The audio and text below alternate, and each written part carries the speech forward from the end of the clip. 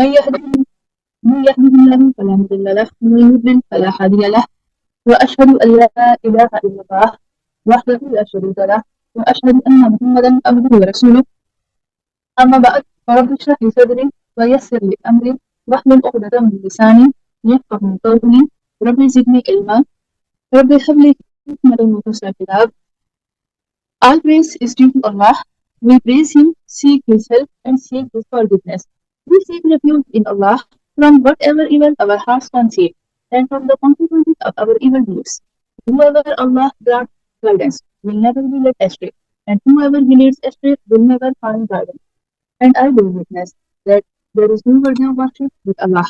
He is alone has no partner, and I bear witness that Muhammad is His slave and messenger. अस्सलाम वालेकुम वरहमतुल्लाहि वबरकातुह। अल्हम्दुलिल्लाह, अल्लाह रब्बुल इज्जत के फजल करम से हम जन्नत और इसकी वसअत के बारे में जिक्र कर रहे हैं। अल्लाह रब्बुल इज्जत ने अपने फजल करम से अपने मोमिन बंदों को जन्नत अता फरमानी है उनके नेक अमाल के बदले, और ये खालिसतन अल्लाह का फजल करम है। रसूलुल्लाह सल्लल्लाहु अलैहि वसल्लम ने फरमाया कि कोई शख्स भी अपने अमल से जन्नत में दाखिल नहीं हो सकता, हत्ता कि मैं भी। तो सहाबा कराम ने पूछा कि अल्लाह के रसूल, क्या आप भी? फरमाया कि मैं भी नहीं, सवाए ये कि अल्लाह मुझे अपनी रहमत से ढांप ले। तो हर शख्स जन्नत में अल्लाह के फजल करम से दाखिल होगा, और वहाँ उसको नेमतें और दर्जात, जितने ग्रेड्स हैं, वो उसको उसके अमाल के हिसाब से मिलेंगे। क्योंकि जन्नत के 100 दर्जात हैं। एक दर्जे से दूसरे दर्जे के दरमियान जमीन और आसमान के बराबर फासला है, और एक कोशिश करने वाला और कम कोशिश करने वाला बराबर नहीं हो सकते। अल्लाह ताला ने कुरान में बयान फरमाया, ला यस्तविल क़ाइदून मिनल मुमिनीना गैरु उलिद दररी वल मुजाहिदून फी सबीलिल्लाहि बिअमवालिहिम व अनफुसिहिम। सूरह निसा जूज़ 5 अल्लाह ताला इरशाद फरमाते हैं कि जो बगैर किसी एक्सक्यूज के बैठे रहते हैं, जिहाद या दीन के लिए कोशिश नहीं करते, और वो लोग जो अपने माल से और अपनी जान से जिहाद करते हैं, यानी दीन में कोशिश करते हैं, ये कभी भी इक्वल नहीं हो सकते। तो अल्लाह ताला ने इनको अपने रहमत और फजल करम से ग्रेड्स देने हैं। आज स्पेशली मैं आपको जन्नत के गेट्स के बारे में एक रिसर्च बताऊंगी। इस चीज के बारे में तो कंफर्म है कि जन्नत के 8 दरवाजे हैं, 8 गेट्स हैं इसके।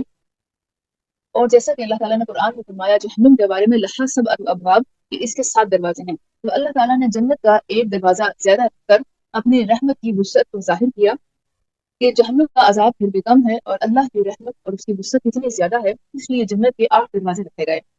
इनमें से 4 दरवाजों का जिक्र एक हदीस में बयान किया गया, उसी पर उनके नाम है। जैसा कि आप सल्लल्लाहु अलैहि वसल्लम ने फरमाया कि जो शख्स अहले सलात में से होगा, यानी नमाज अदा करने वाला, इसे बाबुल सलात से पुकारा जाएगा। जो अहले जिहाद में से होगा वो बाबुल जिहाद से पुकारा जाएगा, और जो अहले सदका में से होगा वो बाबुल सदका से पुकारा जाएगा, और जो अहले सियाम यानी रोजा रखने वालों में से होगा वो बाबुल रियान से पुकारा जाएगा।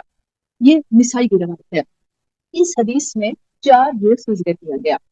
तो ये 4 नाम कंफर्म हैं।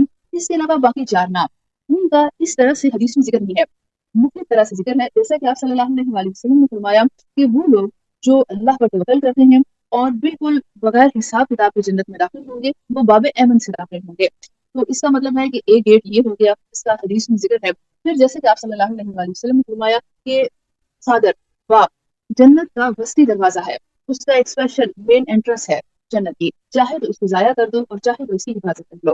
तो इस पर कईयों ने बाबुल वालिद या फिर बाबुल बिरुल वालिदैन के वालिदैन से सलूक, या फिर बाबुल सिला यानी कि सिला रहमी हुस्न सलूक, ये एक गेट का नाम रखा है। बहरहाल हदीस में हमें यह मिलता है कि बाब जन्नत का वस्ती दरवाजा है, तो लिहाजा ये एक छठा गेट है, लेकिन इसका नाम हदीस में स्पेशली जिक्र नहीं किया गया। जैसे कि मैंने आपको निसाई की रिवायत में बताया कि बाबुल सलात, बाबुल जिहाद, बाबुल सदका और बाबुल रियान, इनके नाम हदीस में शामिल हैं। और एक अलग से हदीस में जो कि मुस्लिम की रिवायत है, उसमें बाब एमन का जिक्र है। तो छठा ये हो गया। एक हदीस में आप सल्लल्लाहु अलैहि वसल्लम ने फरमाया कि जन्नत के सब दरवाजे बंद हैं, लेकिन तौबा का दरवाजा आखिर वक्त तक खुला है। तो इस पर लोगों ने एक बाबू तौबा नाम जिक्र किया, लेकिन बाबू तौबा का नाम हदीस में नहीं है। इस हदीस से दलील ली गई कि एक दरवाजा बाबू तौबा होगा। और फिर कुरान में जन्नतियों का जहां पर जिक्र है, सूरह आल इमरान जुज़ 4 में अल्लाह ताला ने जन्नतियों की सिफात बयान करते हुए फरमाया, वल काज़िमीना अल गैज़ वल आफ़ीना अनिन नास, कि वो गुस्से को पीछ जाने वाले और लोगों को माफ कर देने वाले हैं। तो इस पर भी दलील लेकर یہ بھی آپ دیکھنے کو ملتا ہے کہ جنت کے ایک دروازے کا نام باب القاضی من الغیظ والعافین عن الناس ہے، لیکن اس کا حدیث میں نام لے کر ذکر نہیں کیا گیا۔ پھر اسی طرح سے ایک شخص کو آپ صلی اللہ علیہ وآلہ وسلم نے فرمایا کہ لا حول ولا قوۃ الا باللہ، یہ جنت کے دروازوں میں سے ایک دروازہ ہے، لیکن اس پر لوگوں نے باب الذکر جو ہے وہ نام رکھا، لیکن حدیث میں اس دروازے کا نام نہیں ہے۔ تو مختصر یہ کہ 4 دروازوں کے نام ایک حدیث میں موجود ہیں۔ باب ایمن کا ذکر جو بغیر حساب کتاب کے لوگ جنت میں داخل ہوں گے اس کا حدیث میں ذکر ہے۔ باقی جو 3 گیٹس رہ گئے ان کی صفات مختلف احادیث میں بیان ہوئی، لیکن الگ الگ نام ذکر نہیں کیے گئے۔ جیسے کہ باب الحج بھی کچھ لوگوں نے کہا اس میں بھی کہ حج کرنے والے حج کے دروازے سے داخل ہوں گے، تو کئیوں نے اس کو باب الجہاد میں شامل کیا، کیونکہ حج جو ہے وہ جہاد ہی کی طرف دین میں کوشش ہوتی ہے، اور آپ صلی اللہ علیہ وآلہ وسلم نے اسپیشلی بوڑھوں، کمزور لوگوں، لیڈیز اور بچوں کے لیے حج کو، عمرے کو جہاد کے برابر قرار دیا، تو اس لیے باب الحج کو باب الجہاد میں ہی شامل کر دیا گیا۔ تو یہ جنت کے گیٹس تھے، ان میں سے 5 کے نام احادیث میں موجود ہیں، اور 3 قسم کے گیٹس ان کی صفات بیان کی گئی، لیکن الگ سے ان کا نام حدیث میں ذکر نہیں کیا۔ اب ہم یہ آگے میں آپ کو قرآن کی آیات کے حوالے سے بتاتی ہوں کہ جنت کے گیٹس میں سے کس طرح سے داخلہ ہوگا۔ جنتی اللہ کے بڑے اسپیشل قسم کے گیسٹ ہوں گے، ان کو وفود کی طرح، ڈیلیگیشنز کی طرح بڑے ہی زبردست اعلیٰ عہدیدار جیسے کہ ریسیو کیے جاتے ہیں، اور ان کا پروٹوکول ہوتا ہے اس طرح سے ان کو جنت میں داخل کیا جائے گا۔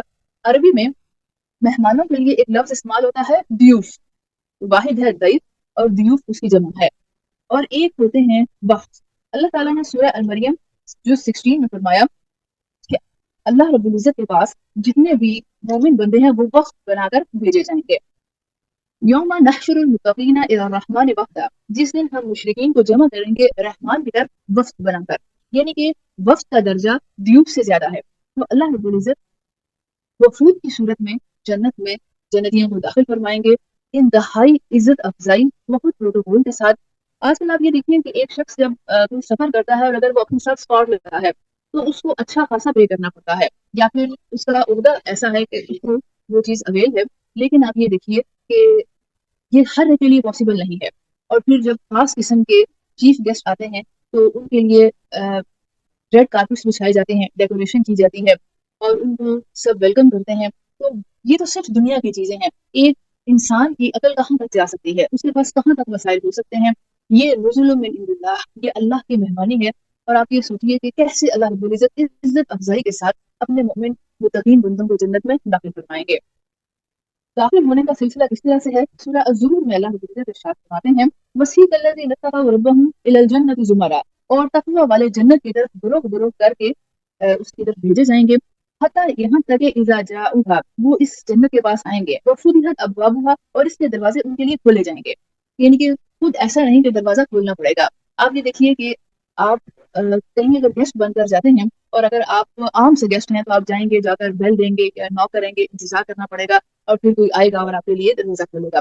لیکن اگر آپ کچھ اسپیشل ہیں تو آلریڈی آپ کے لیے سب کچھ کھلا ہوتا ہے، آپ کو ناک نہیں کرنا پڑتا، اور لوگ ویلکم کے لیے پہلے سے کھڑے ہوتے ہیں۔ یا آپ ایک اور مثال لیں، آپ فار ایگزامپل اپنے ہی گھر میں آتے ہیں اور آپ کے ہاتھ میں کیز ہیں، آپ لاک کھولتے ہیں اور اندر داخل ہوتے ہیں۔ آپ اپنی اس کیفیت کو ذہن میں رکھیے، آپ اپنے ہی گھر میں داخل ہو رہے ہیں، لیکن اگر آپ ناک کرتے ہیں اور آپ کو امید ہے کہ کوئی کھول لے گا تو بھی آپ کے لیے اچھا ہوتا ہے۔ لیکن اگر آپ یہ دیکھیے کہ کوئی آپ کا انتظار کر رہا ہے، آپ نے کالج یونیورسٹی سے واپس آنا ہے، آپ کی ماما یا آپ کے بابا آپ کے لیے پہلے سے دروازہ کھول کے کھڑے ہیں، آپ کا انتظار کر رہے ہیں، اور آپ کو ایک اسمائلنگ فیس کے ساتھ ملتے ہیں، تو کتنی زیادہ آپ کو اس چیز کی خوشی ہوتی ہے۔ گویا گھر آنے کی آپ کو اس طرح سے خوشی نہیں ہوتی جب آپ خود لاک کھول کر یا اس طرح سے آتے ہیں، اور جب کوئی آپ کو ریسیو کرتا ہے، حالانکہ یہ چھوٹی چھوٹی سی خوشیاں، چھوٹی چھوٹی باتیں ہیں، لیکن یہ بہت لطف دیتی ہیں۔ تو اللہ رب العزت مومن بندوں کو بہت پروٹوکول کے ساتھ جنت میں داخل فرمائیں گے، اور جب دروازے ان کے لیے کھول دیے جائیں گے، وقال لهم خزنتها، اور جو دروازوں پر نگران ہوں گے وہ کہیں گے سلام علیکم، تم پر سلامتی ہو، تم کتنے ہی اچھے رہے، بہت بہترین رہے، فادخلوها خالدین، اور اس میں ہمیشہ کے لیے اب داخل ہو جاؤ۔ اور پھر جب تھوڑے پروٹوکول کے ساتھ آگے داخل ہوں گے تو سورہ محمد میں اللہ تعالیٰ نے آیا وَيُدْخِلُهُمُ الْجَنَّةَ عَرَّفَهَا لَهُمْ، اللہ تعالیٰ ان کو جنت میں داخل کرے گا جس کی ان کو پہلے سے پہچان ہوگی۔ آپ دیکھیں کہ ہم جب بھی کسی نئی جگہ پر جاتے ہیں تو انٹر ہونے کے بعد ہمیں پتہ نہیں چلتا کہ ہم نے کہاں جانا ہے، ہم دائیں دیکھتے ہیں، بائیں دیکھتے ہیں، ادھر ادھر، یا تو جہاں پر لوگ زیادہ جا رہے ہوں یا پھر دیکھتے ہیں کہیں کوئی بورڈ وغیرہ لگا ہے یا جہاں پر بلڈنگ ہے ہم اس طرف چلنا شروع کر دیتے ہیں. تو جنت ایک اسپیشلی ایسی چیز ہے اگرچہ ہم میں سے کسی نے بھی نہیں دیکھی، لیکن اللہ رب العزت جنت میں داخلے کے بعد ہر شخص کو بتا دیں گے، اس کو یہ پہچان کرا دیں گے کہ تمہارا گھر، تمہارا محل کس جگہ پر ہے، اور وہ خود بخود اس طرح چلنا شروع ہو جائے گا. رشتے بھی اس کو لے جا رہے ہوں گے لیکن اس کو خود سے بھی پہچان ہوگی کہ میرا گھر کس جگہ پر ہے. جیسے کہ آپ یہ دیکھیے کہ آپ جب کسی ایک نئی جگہ پر جاتے ہیں، آپ کے پاس سے آپ اس کو تلاش کر رہے ہیں تو بڑا ٹائم لگتا ہے، لیکن جب آپ اپنے کسی سفر سے واپسی پر اپنے ایریے میں انٹر ہوتے ہیں تو آپ کو چاہے خواہ کوئی اسٹریٹ لائٹ نہ ہو، آپ کے پاس لائٹ بھی نہیں ہے، لیکن آپ کو خود بخود پتا ہوتا ہے کہ میں نے کہاں پر جانا ہے. آپ کو ادھر ادھر دیکھنے کی ضرورت نہیں پڑتی اور آپ کو معلوم ہوتا ہے کہ میرا گھر کتنی دور باقی رہ گیا ہے، اور آپ سیدھے آ کر اندھیرے میں بھی اپنے گھر کے سامنے آ سکتے ہیں. تو اللہ رب العزت نے جنتیوں کو ان کے گھروں کی پہچان کرا دی ہوگی اور وہ اس میں خود بخود داخل ہو جائیں گے.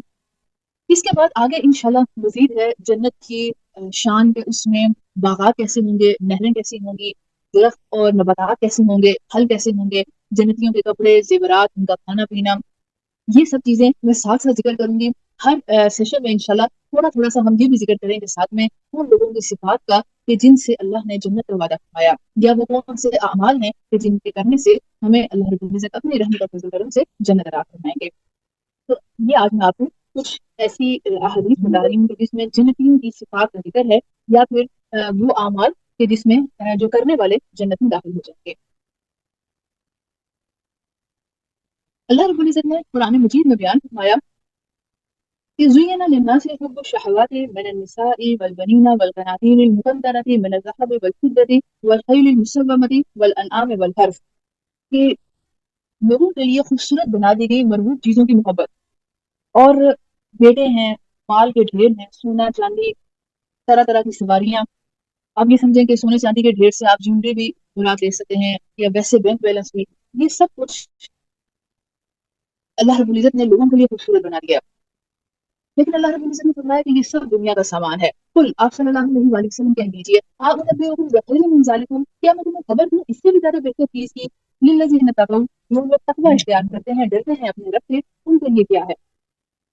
عند ربهم، ان کے رب کے پاس، جنات تجری من تحتها الانہار خالدین فیہا، ایسے باغات ہیں جس کے نیچے نہریں بہ رہی ہیں اور وہ اس میں ہمیشہ رہیں گے. وازواج مطہرہ، اور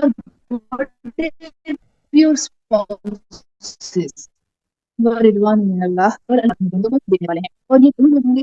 وہ ایک دعا کرتے ہیں، الذین یقولون ربنا اننا آمنا، اے ہمارے رب بے شک ہم ایمان لے آئے، فاغفر لنا ذنوبنا، بس ہمارے گناہوں کو بخش دیجیے، وقنا عذاب النار، اور ہمیں آگ کے عذاب سے بچا لیجیے. اور یہ الصابرین ہیں، صبر کرنے والے. صبر سے مراد اللہ کے احکامات کو ثابت کرنے اختیار کرنے والے، اللہ کی منع کردہ چیزوں سے اپنے آپ کو روکنے والے، اور تیسرا مصیبت کے وقت جزا فضا نہ کرنے والے، کمپلین اور شکایات نہ کرنے والے، بلکہ صبر جمیل، یعنی کہ بڑی خوبصورتی کے ساتھ اس چیز کو برداشت کرنے والے.